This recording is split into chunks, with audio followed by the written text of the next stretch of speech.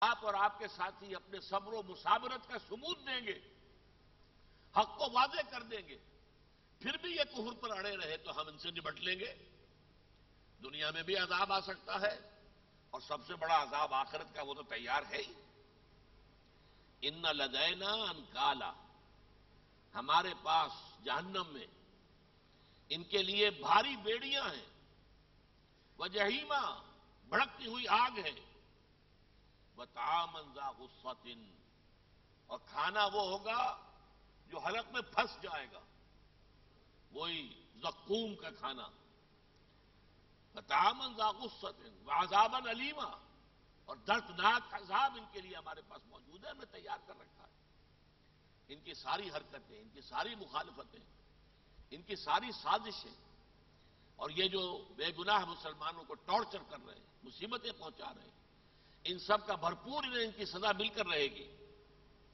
یوم ترجف الارض والجبال، اب یہ قیامت کا نقشہ کھینچا گیا، جس دن کے لرزے گی زمین بھی اور پہاڑ بھی، کانپیں گے، کپ کپی ہوگی۔ یوم ترجف الارض والجبال وکانت الجبال کثیبا مہیلا، اور یہ بڑے بڑے یہ چٹانوں والے جو پہاڑ ہیں، پتھر سخت ترین، یہ بھربھرے ٹیلے بن کر رہ جائیں گے، ان کی حیثیت کچھ نہیں رہے گی۔ کثیبا مہیلا، ایسے ٹیلے ہو جائیں گے کہ جن کی ریت جو ہے بھربھری سی ہو، جیسے ریت کے ٹیلے ہوتے تھے صحرائے عرب کے اندر۔ انا ارسلنا الیکم رسولا شاہدا علیکم، اب یہاں خطاب ہے قریش سے، اہل مکہ سے۔ اس وقت یہ خطاب صرف انہی سے تھا، اس کے بعد یہ عام ہو گیا، تمام دنیا کے لوگوں کے لیے ہے۔ دیکھو ہم نے بھیج دیا ہے تمہاری طرف ایک رسول، شاہدن علیکم، تم پر گواہ بننے کے لیے، قیامت کے دن یہ کھڑے ہو کر گواہی دے گا کہ اللہ تیرا جو پیغام میرے پاس آیا تھا جبرائیل کے ذریعے، میں نے پہنچا دیا تھا اپنی قوم کو۔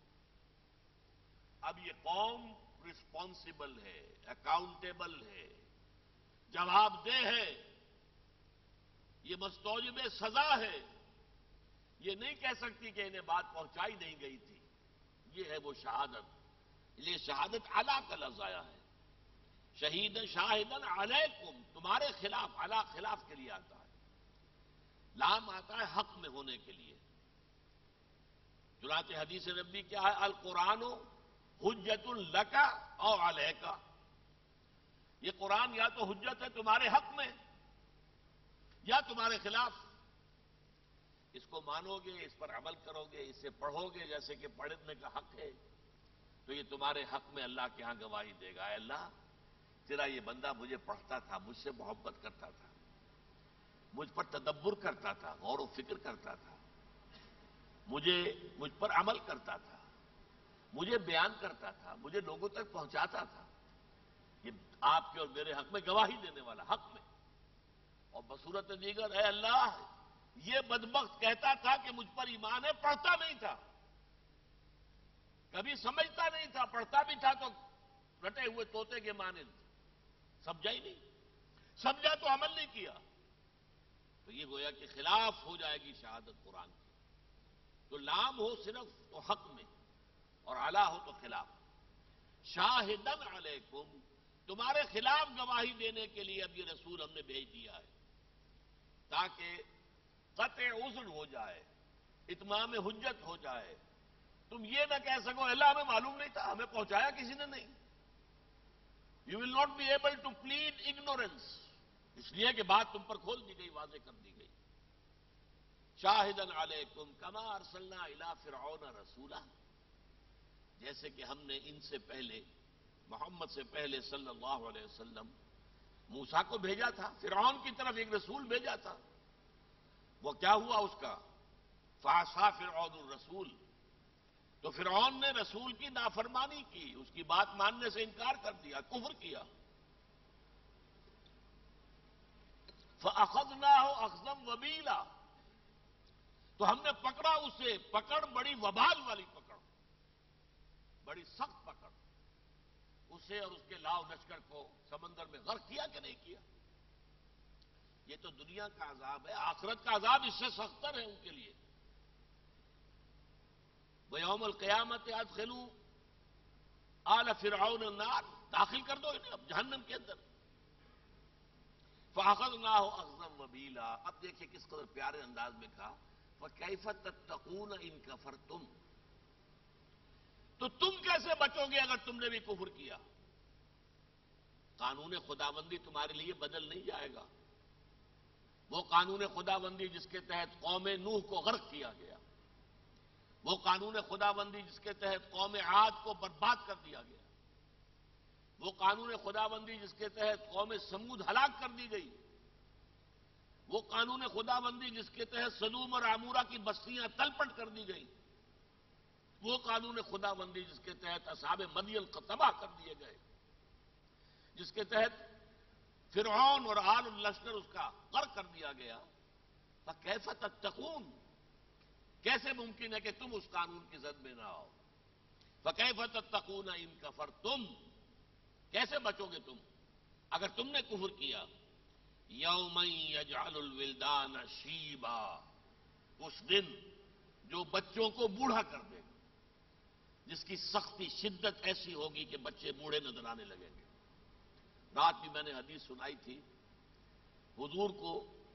یہ جو آخری زمانہ تھا یوں سمجھیے ہجرت سے 1.5 سال قبل سورہ ہود اور سورہ یونس اس زمانے میں نازل ہوئی، اور اس سے اندازہ ہوتا تھا ان صورتوں سے کہ گویا کہ عذاب کا بند اب کھلنے والا ہے. عذاب آیا کہ آیا قریش پر، تو اس کا اتنا صدمہ حضور پر تھا، حالانکہ معلوم تھا کہ عذاب آئے گا تو رسول تو بچا لیے جائیں گے. اللہ کا قانون ہمیشہ سے یہی ہے، رسول اور ان کے ساتھی اہل ایمان بچا لیے جاتے تھے، باقی پوری قوم تہس نہس. لیکن یہ کہ قوم تو اپنی تھی نا، آخر قبیلہ تو اپنا تھا. رافت و رحمت حضور کے دل میں پوری نوع انسانی کے لیے تھی، لہذا صدمے کا یہ عالم تھا کہ آپ کے بالوں میں سفیدی آ گئی. حضرت ابو بکر نے پوچھا حضور کیا ہوا ہے آپ کو؟ آپ پر بڑھاپے کے آثار آ گئے. فرمایا شیبتنی ہود و اخواتھا، مجھے بوڑھا کر دیا ہے، مجھے سفید کر دیا ہے میرے بالوں کو سورہ ہود اور اس کی ہم مضمون صورتوں نے. تو وہی معاملہ قیامت کے دن کا، یوم یجعل الولدان شیبا السماء منفطر بہ. وہ دن اتنا بھاری ہے، اتنا ثقیل ہے کہ آسمان پھٹ پڑنے کو ہے اس کی وجہ سے. کان وعدہ مفعولا، اور اللہ تعالیٰ کا وعدہ تو لازماً پورا ہو کر رہے گا، اس میں کوئی شک و شبہ نہیں ہے. اسے ڈکوسنا نہ سمجھو، اسے خالی دھمکی اور ڈھونس نہ سمجھو، یہ ہو کر رہنا ہے. ان ھذہ تذکرہ، دیکھو اس میں تذکرہ ہے، یاد دہانی ہے. یہ لفظ اچھی طرح سمجھ لیجئے. تذکرہ، ذکرہ، تبصرۃ و ذکرى لکل عبد منیب، سورہ قاف میں آیا. یہ قرآن تذکرہ ہے، یاد دہانی. کیوں؟ جس بات کی یہ دعوت دیتا ہے وہ فطرت انسانی میں موجود ہے، بس ذہول کے پردے پڑ گئے. جیسے آپ کو کوئی شے پرانی یاد تھی، اب آپ بھول گئے. اچانک کوئی شے سامنے آتی ہے جس کی ایسوسیشن اس کے ساتھ تھی، وہ یاد آ جاتا ہے. بالکل اسی طریقے سے قرآن مجید آپ کو یاد دلاتا ہے، اپنے من میں ڈوب کر پا جا سراغ زندگی. تمہاری اپنی فطرت میں، تمہاری اپنی روح میں اللہ کی معرفت بھی موجود ہے، اللہ کی محبت بھی سلگ رہی ہے. لیکن یہ کہ تم اپنے ماحول میں گم ہو کر رہ گئے ہو، تمہاری توجہ ادھر نہیں. کافر کی یہ پہچان کے آفاق میں گم ہے، اور مومن کی یہ پہچان کے گم اس میں ہے آفاق. تو تم مصروف ہو گئے، مشغول ہو گئے اپنے دھندوں میں، اپنے مسائل میں. کبھی کبھی اپنے اندر جھانکا کرو تو تمہیں یہ حقائق اپنی روح کے اندر، اپنی فطرت کی گہرائیوں میں محسوس ہوں گے. ان ھذہ تذکرہ فمن شاء اتخذ الی ربہ سبیلا، تو جو کوئی بھی چاہے اپنے رب کی طرف راستہ اختیار کر لے، وہ راستہ صراط المستقیم جو سیدھا اسے رب کی رضامندی کی طرف لے جانے والا ہے. رب سے ملاقات ہوگی اس حال میں راضیۃ مرضیہ، یا ایتھا النفس المطمئنہ ارجعی الی ربک راضیۃ مرضیہ، اے نفس مطمئنہ، اے وہ نفس کہ جو اللہ کی بندگی میں لگا رہا پورے اطمینان کے ساتھ، اب لوٹ جاؤ اپنے رب کی طرف اس حال میں کہ وہ تجھ سے راضی اور تو اس سے راضی۔ یہ پہلا رکوع جو ہے یہ ہے ابتدائی دور کا بالکل عین، جیسا کہ میں نے کہا کہ پہلی 10 آیتیں بالکل شروع کی، تیسری وہی، لیکن یہ بھی ایسا ہے کہ دوسرے تیسرے سال کے دوران، چوتھے سال کے دوران یہ آیات بھی نازل ہوئی ہوں گی جبکہ بھٹی دہک گئی تھی۔ لیکن اس کے بعد کا رکوع جو ہے، اور یہ ایک ہی مثال ہے قرآن مجید میں کہ ایک رکوع ایک آیت پر مشتمل ہے، یہ ذرا مشکلات القرآن میں سے ہے۔ ایک زمانے میں نے اس پر بہت تحقیق کی تھی اور بڑے اس میں اشکالات تھے، ان کو رفع کرنے کے لیے پھر مسئلہ حل ہوا تھا جا کر جلال الدین سیوطی رحمۃ اللہ علیہ کی کتاب جو ہے الاتقان فی علوم القرآن، وہ بعض اعتبارات سے قرآن مجید کا انسائکلوپیڈیا ہے، انسائکلوپیڈیا، اس میں کوئی شک نہیں۔ وہاں جا کر مجھے حل ملا۔ اس کی وجہ یہ ہے کہ اس میں یہ جو شدید حکم تھا، رات کو کھڑے رہا کرو کم سے کم تہائی رات اور کوشش کرو کہ 2/3 رات ہو جائے، بڑا سخت حکم تھا۔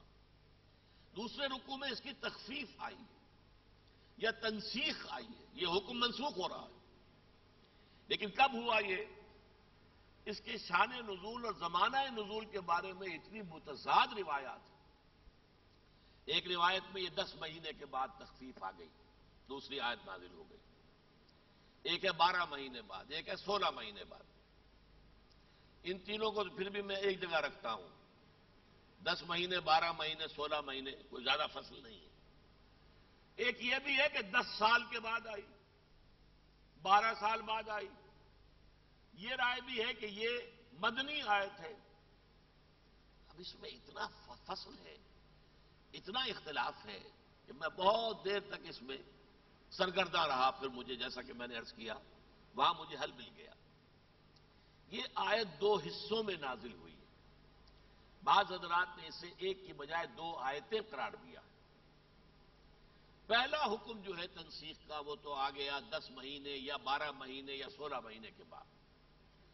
اس میں یہ میعاد جو تھی کہ کم سے کم تہائی رات کھڑے رہو، یہ ختم کر دی گئی، بلکہ کہہ دیا گیا جتنا تمہارے لیے آسانی سے ممکن ہو، یسر کہتے ہیں آسانی، جتنا میسر ہو جائے، جتنا آسانی کے ساتھ ممکن ہو کھڑے رہا کرو۔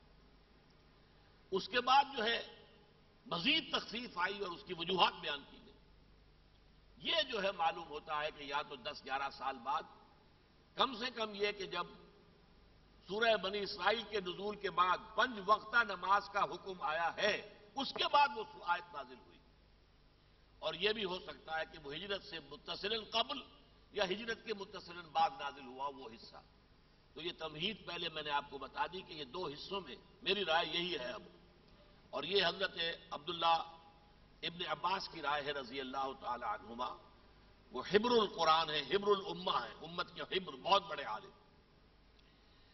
فرمایا ان ربک یعلم، اے نبی آپ کے رب کو خوب معلوم ہے، انک تقوم ادنی من ثلثی اللیل، کہ آپ کھڑے رہتے ہیں 2/3 رات کے قریب۔ دیکھیے وہاں کیا تھا، نصفہ او انقص منہ قلیلا او زد علیہ ورتل القرآن ترتیلا، آدھی رات یا آدھی سے کچھ کم تہائی رات، یا پھر آدھی سے کچھ زیادہ کر لو 2/3 رات۔ معلومہ حضور نے 2/3 رات والوں بات کو اپنا معمول بنایا، 1/3 نہیں۔ یعنی اس ماہ جو کوئی بیان کیا گیا تھا شروع میں، یا ایھا المزمل قم اللیل الا قلیلا نصفہ او انقص منہ قلیلا، یا آدھی رات سے کچھ کم یعنی 1/3، یا پھر تیسرے درجے میں عظیمت کا سب سے اونچا مقام او زد علیہ ورتل القرآن ترتیلا، یا اس میں آدھی سے بھی زیادہ کر لو تو وہ 2/3 ہوتا ہے۔ لیکن حضور کا معمول کیا ہوا، حضور نے جو سخت ترین حصہ تھا اس کو معمول بنایا۔ ان ربک یعلم انک تقوم ادنی من ثلثی اللیل ونصفہ وثلثہ، کبھی کبھی ایسا بھی ہوتا ہوگا 2/3 نہیں ہوئی تو آدھی رات ہو گئی، کبھی شاید یہ کہ 1/3 کا معاملہ ہو گیا، واللہ عالم۔ آپ کے رب کو معلوم ہے کہ آپ کھڑے رہتے ہیں 2/3 رات کے قریب، یا یہ کہ آدھی رات، یا کم سے کم 1/3 رات، وَطَائِفَةٌ مِّنَ الَّذِينَ مَعَكَ، اور ان کی ایک جماعت بھی جو آپ کے ساتھ ہے۔ یہ من تبعیضیہ نہیں ہے کہ صحابہ میں سے چند لوگ کھڑے نہیں، یہ من بیانیہ ہے، جو آپ کے ساتھ ہیں وہ جماعت بھی کھڑی رہتی ہے۔ یعنی یہ حکم جو شروع کا تھا یہ صرف حضور کے لیے نہیں تھا، بلکہ حضور کے واسطے سے، حضور کے توسط سے یہ حکم جو ہے تمام اہل ایمان کے لیے تھا۔ اور تو ابھی کوئی عبادت تھی نہیں، نہ روزہ ہے، نہ زکوٰۃ ہے، کچھ بھی نہیں ہے، نماز 5 وقتہ بھی نہیں ہے، تو پہلی نماز جو تھی وہ یہی تھی، رات کی نماز، اور یہ سب کے لیے لازم تھی۔ لیکن اب فرمایا واللہ یقدر اللیل والنہار، اللہ ہی ہے جو اندازہ مقرر کرتا ہے رات کا اور دن کا۔ اللہ نے رات اور دن کا جو نظام بنایا ہے اس کی حکمتیں ہیں۔ رات جیسا کہ میں نے کہا تھا آرام کے لیے، رات جاگنے کے لیے، کھڑے رہنے کے لیے یہ نہیں، اللہ نے بنائی ہے جو طبعی طور پر وہ آرام کے لیے بنائی ہے۔ یہ انسان کا حق ہے، ان لنفسک علیک حقا، یقیناً تمہارے نفس کے بھی تم پر حقوق ہیں۔ اپنے نفس کے حقوق میں انسان ادا کرے یہ سمجھتے ہوئے کہ یہ اللہ کی طرف سے مجھ پر عائد ہوئے ہیں، وہ سب عبادت ہے، وہ سب نیکی ہے، وہ بھلائی ہے۔ تو اللہ جو ہے وہ رات اور دن کا اندازہ مقرر کرتا ہے۔ عالم ان لن تحصوہ، اس کے علم میں ہے کہ تم اس کا احاطہ نہیں کر سکو گے، اس حکم کے اوپر مداومت کے ساتھ عمل نہیں کر سکو گے۔ یہ تمہاری طبع جو ہے، طبع تمہاری طبعیت جس پر کہ تمہاری تخلیق ہوئی ہے، تمہاری بشریت، یہ اس کے منافی ہے، اس قانون طبعی کے خلاف ہے، تو تم اس کا احاطہ نہیں کر سکو گے۔ فتاب علیکم، تو اللہ نے تم پر توجہ فرمائی، عنایت فرمائی، نرمی فرمائی، رحم فرمایا۔ فقرؤوا ما تیسر من القرآن، تو پڑھ لیا کرو جتنا بھی آسانی سے میسر ہو جائے قرآن۔ اب یہ تہائی کی شرط بھی گئی، 2/3 اور آدھا معاملہ تو دور رہا، تہائی کی شرط بھی ختم ہوئی۔ فقرؤوا ما تیسر من القرآن، جتنا میسر، اور تیسر کا لفظ کہاں سے بنا ہے؟ یسر، آسان، یعنی بہت اپنے اوپر سختی جھیلنے کی ضرورت نہیں ہے۔ وہ انیشل ضرورت تھی بہت زیادہ، وہ بیریئر پہلا جو ہے توڑنا، نفسانیت کا، ایڈ اور لبیڈو کا، یہ جو طبع انسانی ہے اس کے بیریئر کو توڑنا۔ جیسا کہ آپ کو معلوم ہے سپر سونک جو جیٹس ہوتے ہیں، جن کی رفتار جو ہے وہ آواز کی رفتار سے زیادہ ہے، وہ جب ساؤنڈ بیریئر کو کراس کرتے ہیں تو بہت بڑا دھماکہ ہوتا ہے۔ اسی طریقے سے سمجھیے کہ طبع انسانی، طبیعت انسانی کا ایک دھماکہ ہو چکا۔ اب پڑھو جتنا بھی تمہارے لیے آسانی سے ممکن ہو۔ یہ تو ہے پہلا حصہ اس آیت کا کہ جو ان روایات کے مطابق یا 10 مہینے کے بعد نازل ہو گیا، یا 12 یا 16۔ اب آ رہا ہے وہ حصہ جو نازل ہوا یا 10 سال بعد، یا 12 سال بعد، یا مدینہ منورہ میں جا کر۔ میرے نزدیک یہ ہے کہ 12ویں سال میں یہ نازل ہو گیا ہے، 11ویں میں معراج ہوئی ہے، 11ویں میں سورہ بنی اسرائیل نازل ہوئی ہے۔ 5 وقتہ نماز کا نظام اس رات کے قیام کا جو بدل دیا گیا، وہ جب مسلمانوں کو دے دیا گیا تو اب یہ حکم جو ہے یہ ساقط کر دیا گیا۔ حضور کے لیے ذاتی طور پر پھر بھی یہ برقرار رہا ہے۔ یہ جو رات کی نماز تہجد ہے، ذاتی طور پر حضور کے لیے یہ فرائض میں سے تھی، یہ لازم تھی، لیکن باقی تمام مسلمانوں سے اس کو ساقط کر دیا گیا۔ یہ اب خالص نفل ہے، جو چاہے کرے، اور جو بھی آسانی کے ساتھ ممکن ہو اس کے اوپر عمل کرے۔ علیمان سیکون منکم مرضی، اللہ کے علم میں ہے کہ ان قریب تم میں سے کچھ لوگ بیمار بھی ہوں گے۔ بیماری میں کیسے نبھاؤ گے اس کو؟ نہیں نبھایا جا سکے گا۔ وآخرون یضربون فی الارض، اور دوسرے ایسے ہوں گے تم میں سے جو زمین میں سفر کریں گے۔ یبتغون من فضل اللہ، اللہ کے فضل کی تلاش میں قافلہ لے کر جا رہے ہیں شام کی طرف، قافلہ لے کر جا رہے ہیں یمن کی طرف، بڑا مشقت والا معاملہ ہوتا ہے۔ پھر چونکہ وہ صحرا کا سفر ہے تو رات کو تو سفر کرتے ہیں، رات کو کھڑے ہو کر نماز پڑھنی شروع کر دیں تو دن میں تو سفر ویسے ہی ممکن نہیں۔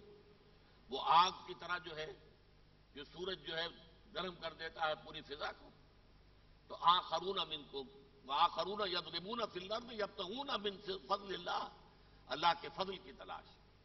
یہ دوسرا مقام ہے، نوٹ کر لیجئے کہ کمائی جو دنیا میں انسان کرتا ہے اسے اللہ فضل قرار دیتا ہے۔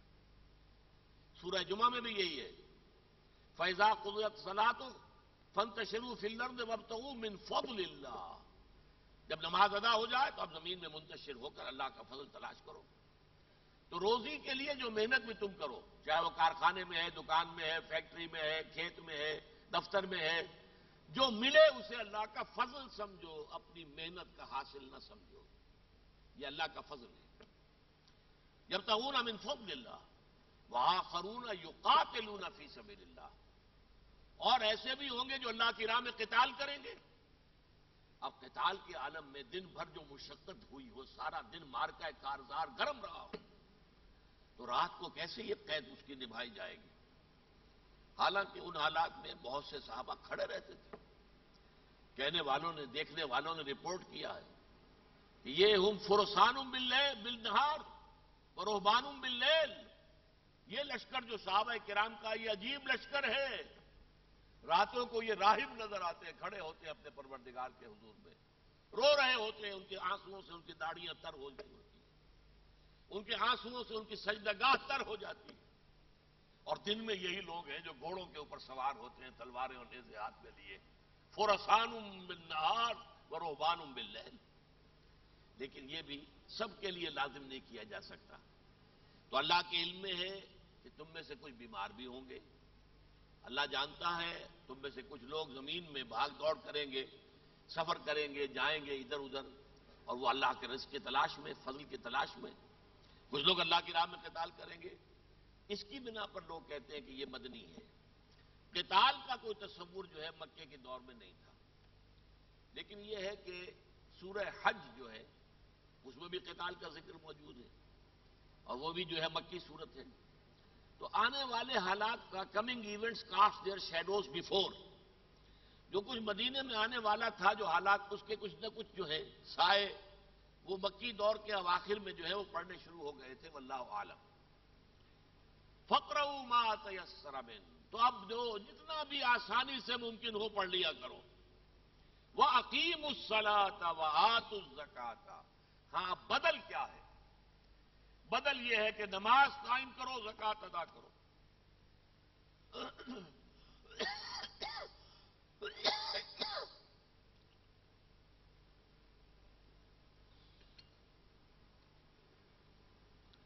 فَاقْرَؤُوا مَا تَيَسَّرَ مِنْهُ وَأَقِيمُوا الصَّلَاةَ وَآتُوا الزَّكَاةَ وَأَقْرِضُوا اللَّهَ قَرْضًا حَسَنًا، اور اللہ کو قرض حسنہ دو۔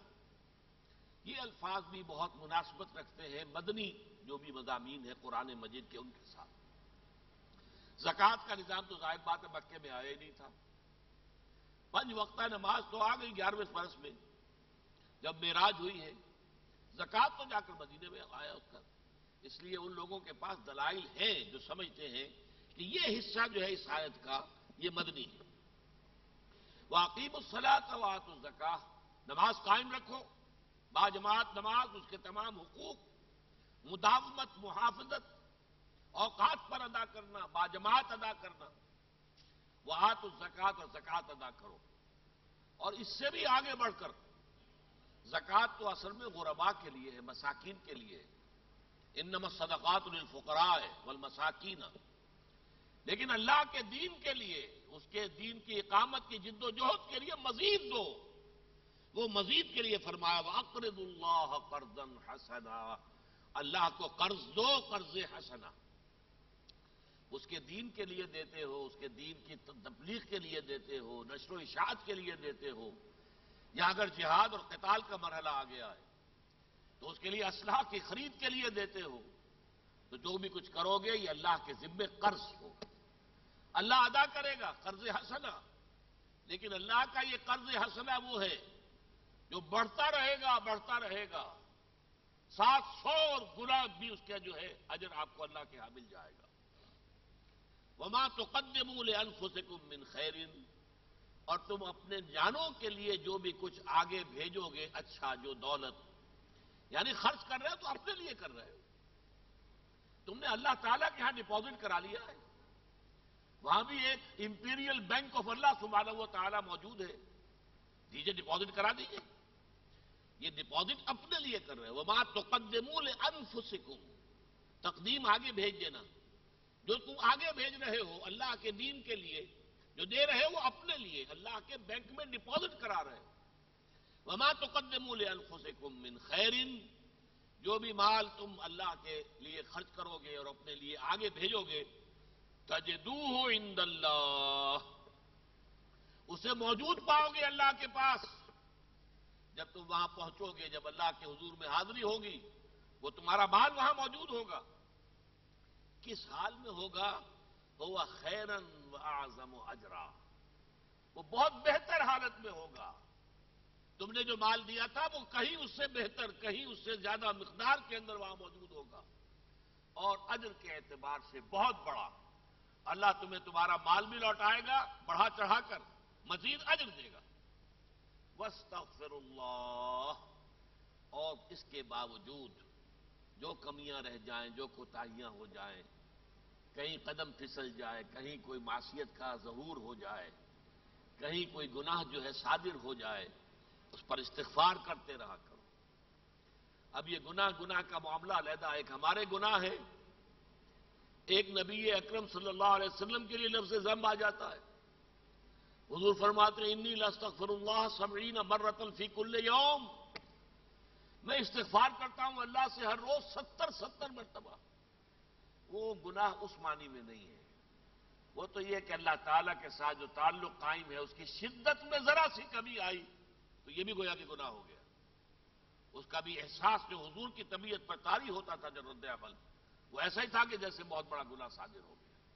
واستغفر اللہ، اللہ سے معافی چاہتے رہو۔ ان اللہ غفور الرحیم، یقیناً اللہ تعالیٰ غفور ہے، بخشنے والا ہے، رحیم ہے، رحم کرنے والا ہے۔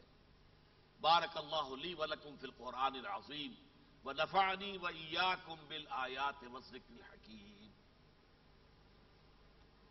على عبده الكتاب ولم يجعل له عوجا تبارك الذي نزل الفرقان على عبده ليكون للعالمين نذيرا اللهم صل على عبدك ونبيك ورسولك وحبيبك محمد وبارك وسلم وسلم وبارك على جميع الأنبياء والمرسلين وعلى ملائكتك المقربين وعلى عبادك الصالحين وعلينا معهم يا أرحم الراحمين اللهم ربنا نور قلوبنا بالإيمان واشرح صدورنا للإسلام اللهم وفقنا لما تحب وترضى اللهم ربنا آنس وحشتنا في قبورنا وارحمنا بالقرآن العظيم اللهم ارحمنا بالقرآن العظيم اللهم ارحمنا بالقرآن العظيم اللهم اجعله لنا إماما ونورا وهدى ورحمة